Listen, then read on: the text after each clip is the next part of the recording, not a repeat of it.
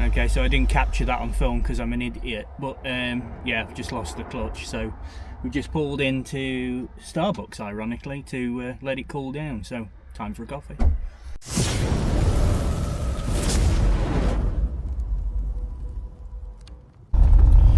And the fun begins. Do we have a clutch? At the minute, yes. Okay, so I didn't capture that on film because I'm an idiot, but yeah, I've just lost the clutch, so we just pulled into Starbucks, ironically, to let it cool down, so time for a coffee.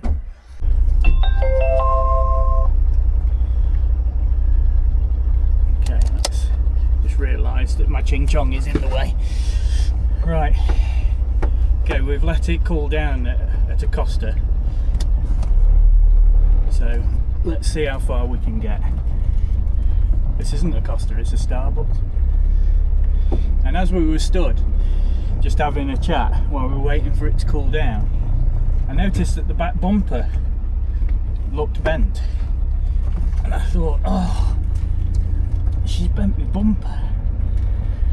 But no, it just turns out that the back bumper's actually broken and hanging off. So, that's another thing for the list of jobs.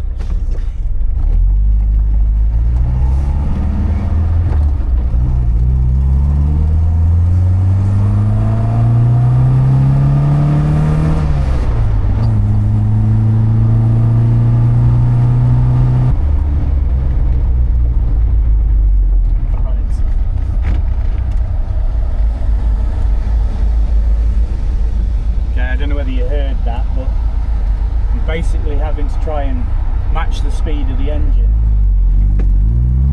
to the gearbox to try and force the gears in, basically. She changes up beautifully, just not down. But we're nearly there, we're about 5 minutes away now, so fingers crossed. Stop.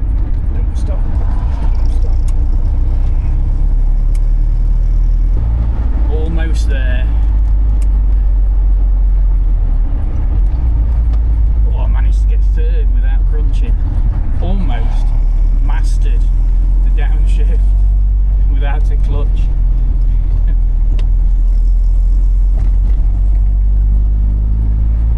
It is quite menacing though, you know. I'm driving along here in little Mindy, bless her, and it was interesting enough following Bob the other weekend, because Bob's a big car, but having Angus behind us, he's a really big car.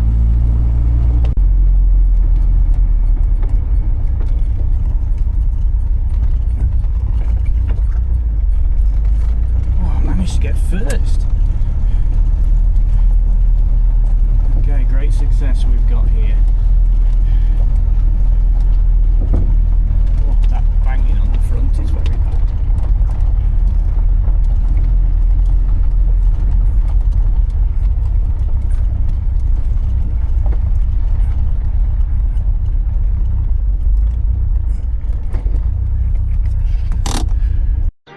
Great success. Welcome back to another video with the Rusty Nuts, and in a slightly different location. We're actually in Mr. B's garage. Long-term viewers of the channel will know who Mr. B is. He's helped us out with Bob, as well as the many others that did as well. But an old friend of the channel has decided to make a reappearance, and no, it's not Oscar, even though he was on eBay. Mindy. Now, I remember in one of the videos I last said how, Mindy's not really been on the channel because she's not really given us any problems. Well, she's now given us all the problems all at once. So we've got Dave's here. Hi. So we brought her around to Mr. B's garage because she needs some love and attention over the winter. She has developed several issues, one of which we knew was a problem, which was the crank seal has failed, and it's letting oil out, so I have to top it up a little bit more than I should do. So that's kind of sparked a list of other jobs that we might as well get done at the same time. But she was also, while we were out in the peaks the other week doing a little drive, she was rear-ended. Now, amazingly, the light's not the greatest in here, so you may not see. It's very hard to tell that anything happened because it really didn't. The amazing thing is the light's great this way. Brilliant with the light coming through the garage door. I was sat at a roundabout ready to pull out, and then bang, somebody hit me from behind.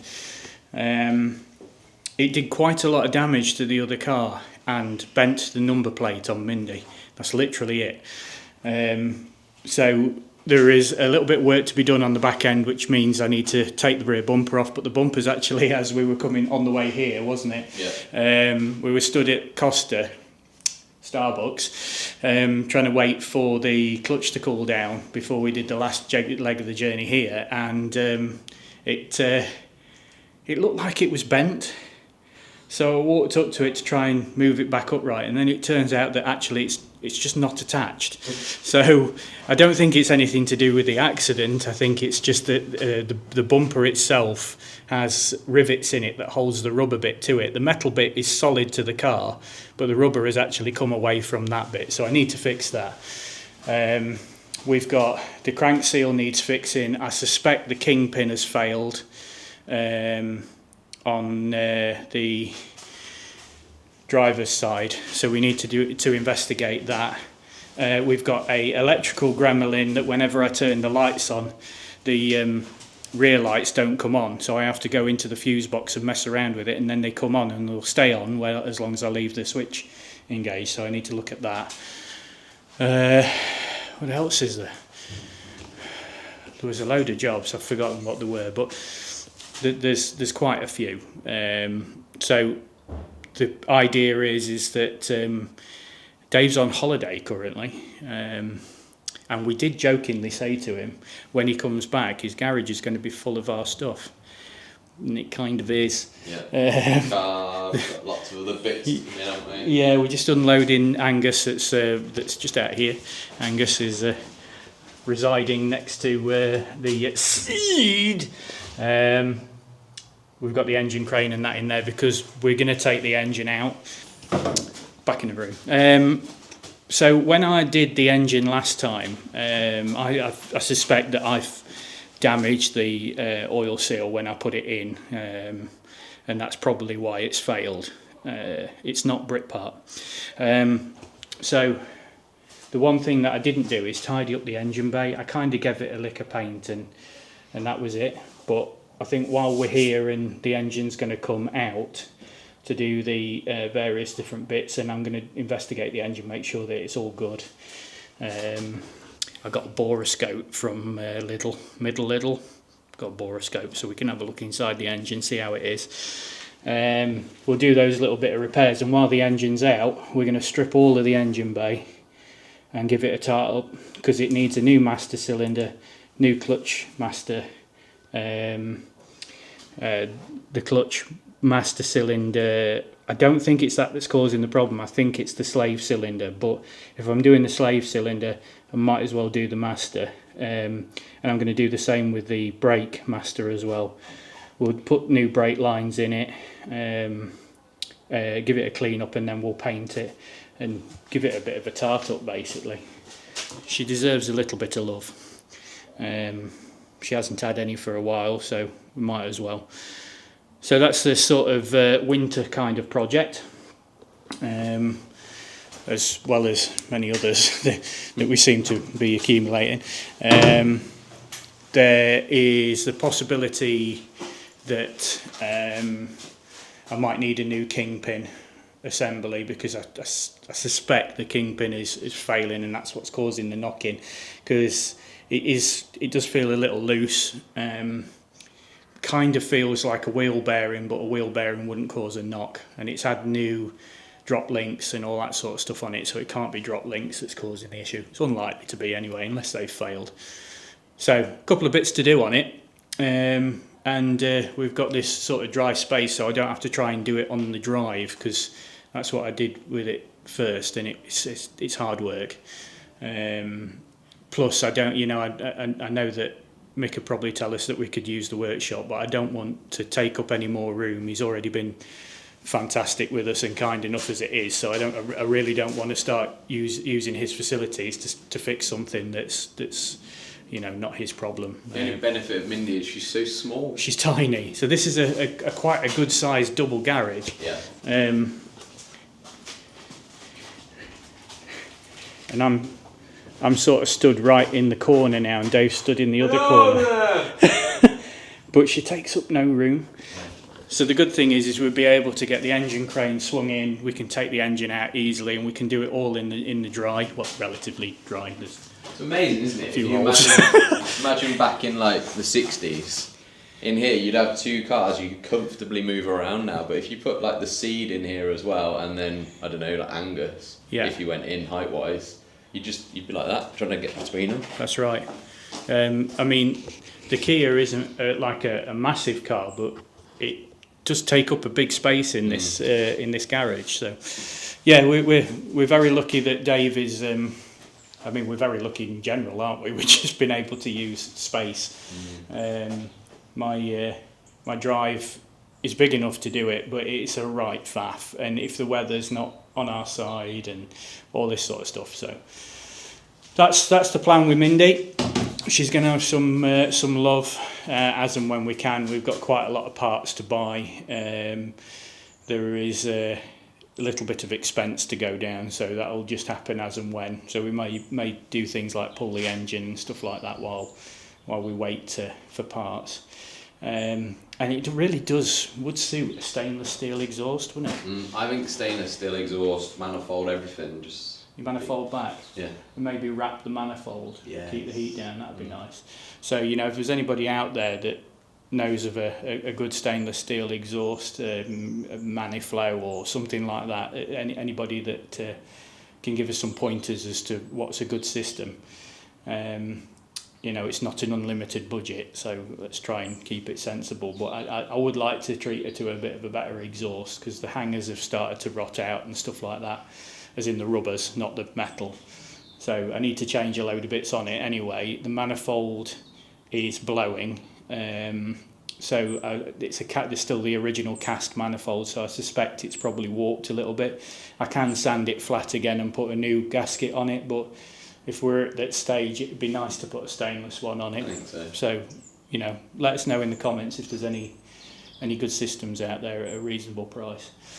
I think that's it, really, isn't it? Yeah, we fixed Dave's door. We fixed Dave's door, so the door didn't lock properly, and there was some rotten components on it, so we fixed that. We've had both of his garage doors open, which I don't think he's ever seen. No.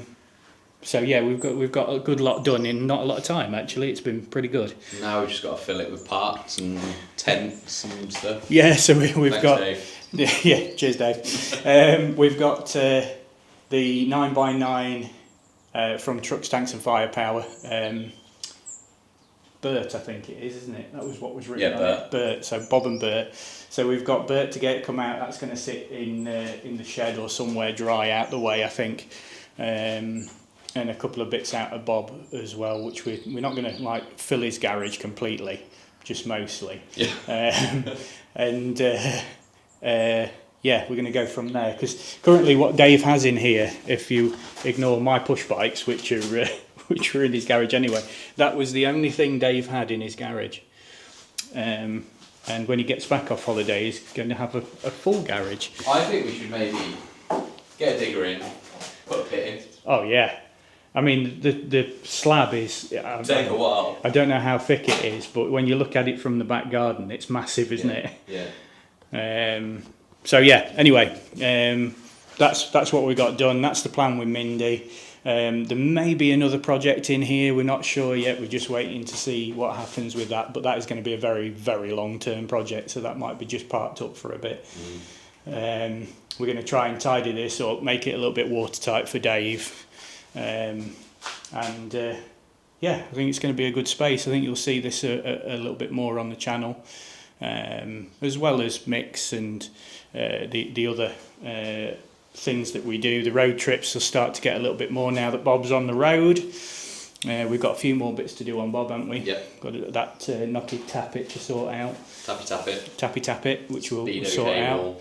Speedo cable. It'll be never ending, won't it? Yeah, it'll be continuous. I mean, the brake switch that was fitted not long ago, that's failed again. So yeah, because Land Rover. Because Land Rover, so we'll fix that.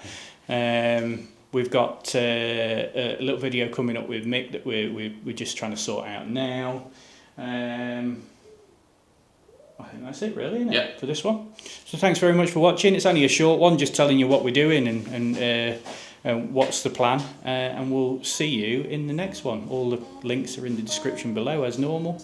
We'll see you later. Bye.